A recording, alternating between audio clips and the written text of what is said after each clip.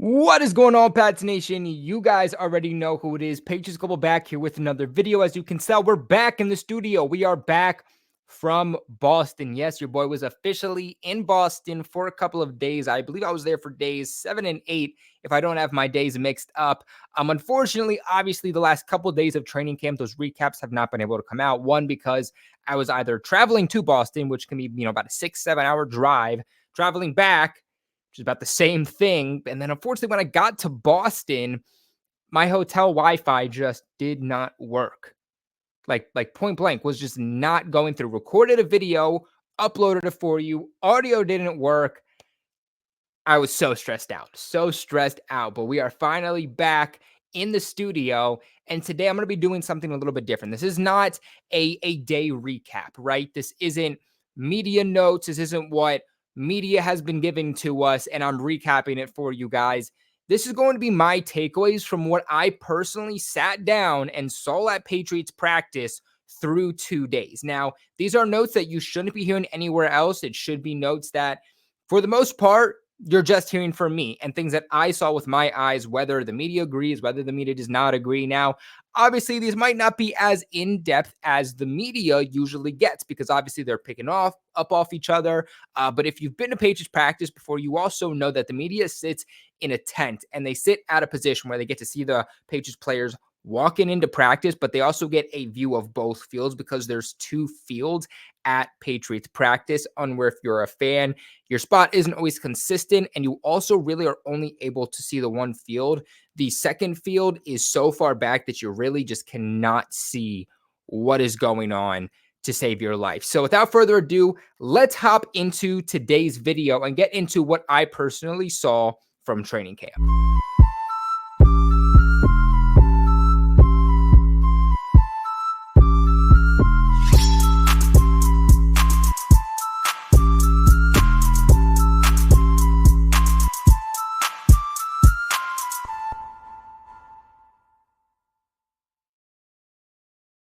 Real quick, I'm so excited to let you guys in on something that is official. This has been in the works for a little bit. I didn't want to say it till it was official, but it is official now. And oh my gosh, this graphic that was made by our graphics guy, chef's kiss. Absolutely beautiful. Just look at it. But yes, guys, we have a new sponsor for the Patriots Global channel, not just for a month, not just for a video, but we have gotten a sponsor for the entire season. Yes, because we have teamed up with a massive deal with BetUS to bring all of you sports betting fans the absolute best opportunities all season long, which means you also get to hear some of my favorite Patriots bets every single week. Now, if you guys click the link in the description box or pin in the comments section to use my code, you get an unbelievable 125% sign-up bonus. So if you guys use my link to sign up, and let's say you put $100 down on your first deposit, you're going to get $225 total to bet with.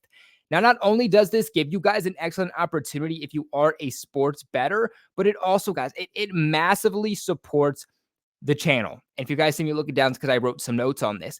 But just remember, guys, that at the end of the day, without your guys' support of these sponsors, this channel would not be here. You guys supporting these sponsors that support the channel just means that you guys get a lot more videos and you get a lot better content at the end of the days. My ability to finally start working with a lot of these sponsors is giving me the availability to go to Boston and go to practices more. It's going to give me the ability to go to games and give you guys my own personal opinions on the team, non-biased, not just from what you're hearing from the media, but a trusted source in me from what I am seeing with my own eyes. And your support and these sponsor support, and you guys supporting these sponsors that are supporting these channels gives me the ability to do so, which again, at the end of the day, just gives you guys the opportunity for a lot more and a lot better Patriots content. So I just real quick wanted to share with you guys. Let me share my screen.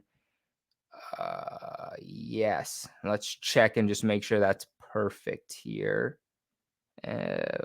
Real quick, I actually have to change this. Okay, you guys can see that, right? Yeah, you guys should be able to see that. You can see over here on BetUS, they have some of the best odds, right? Like they got ice hockey, they got golf, they got tennis, they got soccer, they got martial arts and horse racing on here. And it's not just for sports betting too. Like you can also go to the casino if you're just not a sports betting fan also. But we're talking about football here.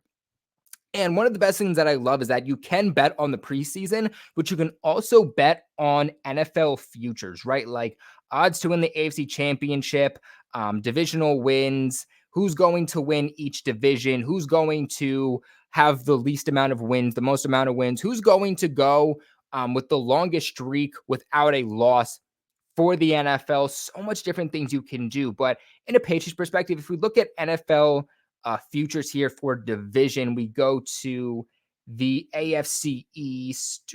There it is. I cannot believe my eyes when I saw this, right? Look at this. Buffalo Bills at top with a plus 125. The Jets second, plus 250. Then the Dolphins with plus 300. And the New England Patriots at plus 800. The other day, this was at like 750. So you're telling me that the Patriots are somehow continuously in BetUS's mind going backwards, that they are so confident that we are going to finish fourth in the AFC East. The AFC East is wide freaking open. And the fact that the Buffalo Bills are this much of a heavy favorite, I think blows my mind because they're going to take a step back. And it's anybody's game at this point, whether it's the Bills, the Jets, the Dolphins, and the Patriots. And I think it's an absolute disrespect to New England that 300 is plus Miami in third place. And then it goes all the way to 800, more than doubling what Miami is in third place. So, guys, get on these bets, especially if you think that New England is or has the opportunity to do better, I should say, than fourth place, which I firmly do believe they can.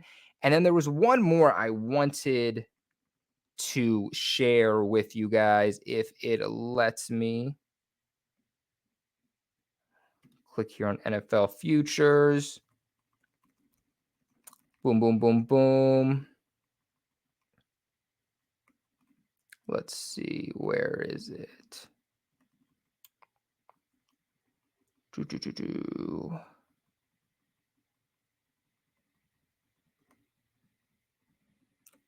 You know what? I can't find it, but you know what? We're just going to save it for another video where I can give you some of my other favorite bets. But guys, seriously, get in on some of these because there is so much. Like literally right now, you can bet on who's going to win the Super Bowl, who's going to finish last in this league in terms of wins. Cardinals. So go ahead and put that money down because you guys can get some actual money. And like I said, massively supports the channel. But let me come back here, stop my screen share, and let's hop in with today's video as we try to still navigate. But one of my biggest takeaways here for the Patriots, in fact, let's just go in order for these days. So day one started out with an emphasis for the New England Patriots in terms of special teams, more specifically with, I see we're lagging a little bit, in terms of kickoffs and the covering unit. Something the Patriots have been doing a lot, especially over the course of about the first week, has been starting and emphasizing special teams. This is something that they're really trying to hone in on. And we heard the media talking about it at first, and then it kind of died out because it's not as big of a talking point, but they're really trying to hone in on their ability with special teams. Like even on the separate side of the field, they constantly had something going on with special teams drills. You even see what they did in free agency, bringing on Chris Board, bringing back Mack Wilson. Jordan Heelig is probably your leading UDFA to make this final roster. Obviously, Brennan Schooler, Matthew Slater coming back. They're trying to staple this special teams. Joe Judge being a part of that now too, even though he's not actually listed as it. This is something that the Patriots are trying to truly not have been an issue because over the last couple of years, it has been an absolute disaster under Cam McCord. Some really great moments, but at the same time, too, some really bad moments, whether it's been punter, whether it's been punts blocked, whether it's been several kickoff returns against the Patriots, stuff you're just not used to seeing from this team, really in any way, shape, or form. As I show you guys some pictures here from training camp. Also, something else that I noticed is that Pierre Strong looked really good in running back drills. And at the end of the day, it's obviously very different with drills compared to an actual game, but every single running back looked extremely different than Pierre Strong, right? Like you could say Ramondre Stevenson, Kevin Harris, even JJ Taylor a little bit had some similarities. But when you moved over to Pierre Strong, he was quick, he was fast, he was decisive, and it was a clear cut difference when looking at Pierre Strong versus other running backs. They have to find a way to get him involved because I think that speed is something that could be a massive game changer and a difference maker for New England, especially if they use him as a change of pace running back. Now, other thing I noticed about Marte Mapu, day one, he continued to be in a red no contact jersey. He basically was that the entire time. Like he still to this point is not removed from a red no contact jersey. And the question mark is, are we going to be able to see Marte Mapu in the preseason? Because we're talking about him being a key piece, even week one, to this Patriots defense. And can we truly say that he is going to be a key piece to this Patriots defense, at least early on, if he can't get on the field? Because I don't see a world in which he's in this red no contact jersey for really all of the preseason games, joint practices, but then we get to the regular season and all of a sudden he's just a full swing, full go and being implemented into the Patriots defense right away. He's looking really, really good. But again, we have to see him in contact at some point. But something that stood out to me the most is how he performs in terms of being a coverage linebacker. Him as a coverage linebacker has been absolutely absurd. And you look at what the Patriots have had a linebacker over the last several years. When is the last time that they had a linebacker that was truly able to cover out of the backfield, whether that's tight ends, whether that's faster running backs out of the backfield?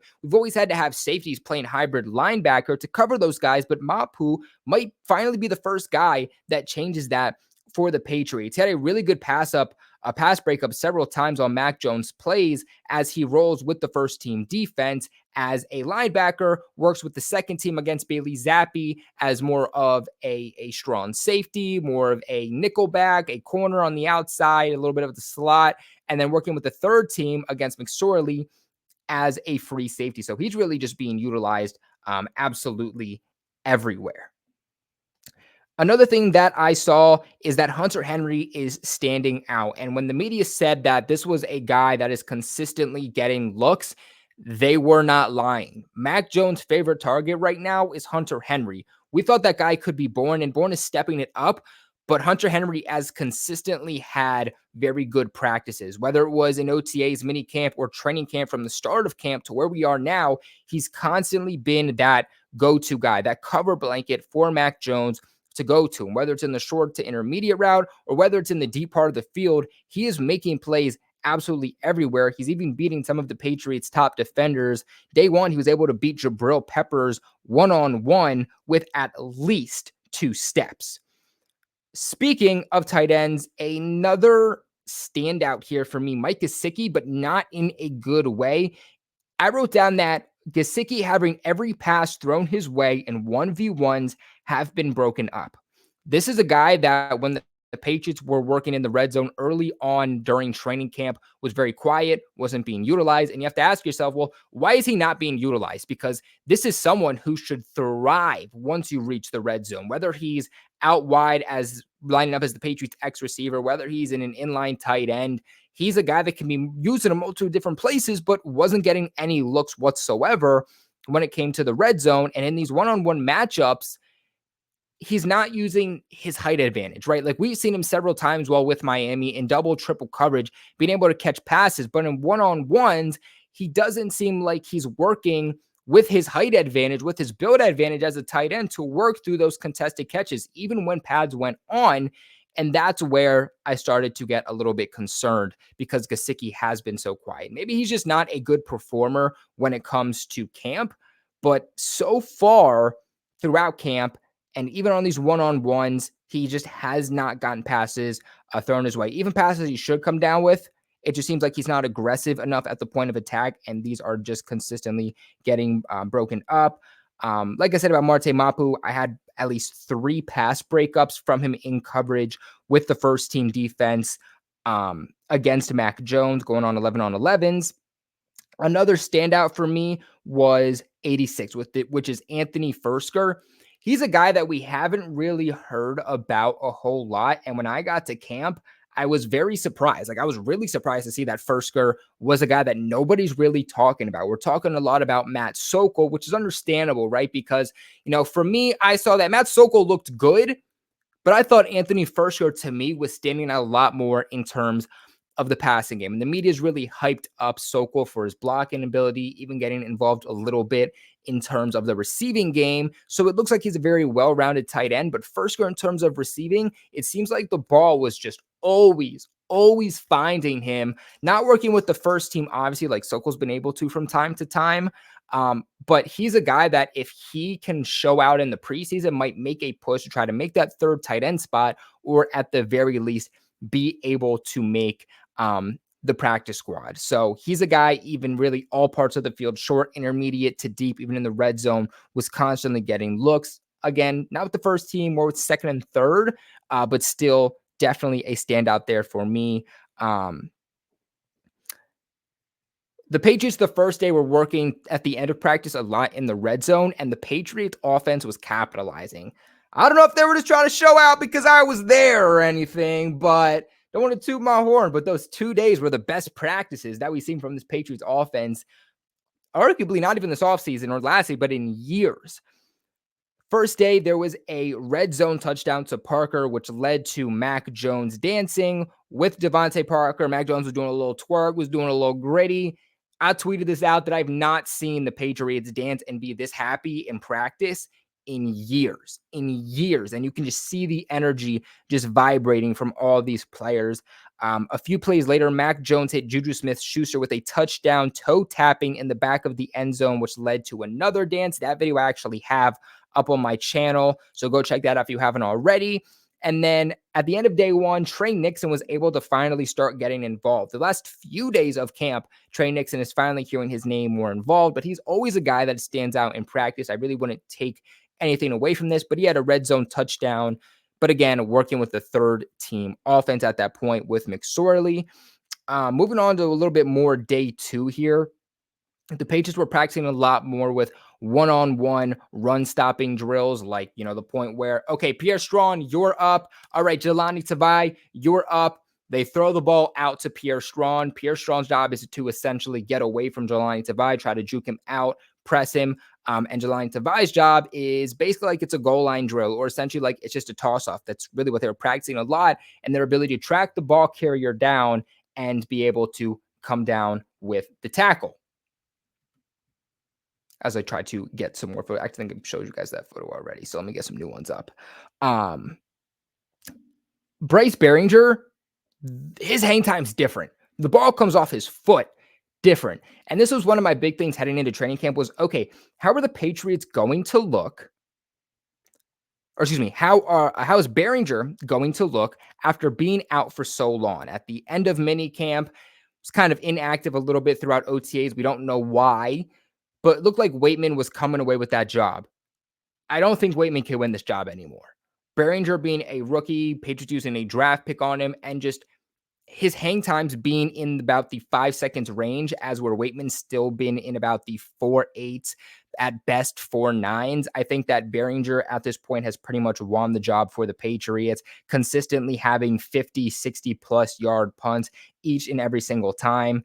Speaking of Matt Sokol, like we talked about earlier, on day 2, towards the end of practice, the Patriots were working on 11s. He was actually in with the first team offense, a throw from Mac Jones, and Matt Sokol fumbles the ball, ends up being taken away by the defense. Sokol did fight for the ball, but it was still taken away by the defense, something that the Patriots will obviously take to look away as they try to figure out who's going to be that third tight end on this roster. Trey Nixon actually had a catch in 11 on 11s from Mac Jones. That's probably his first catch, I believe, from Mac Jones so far through camp.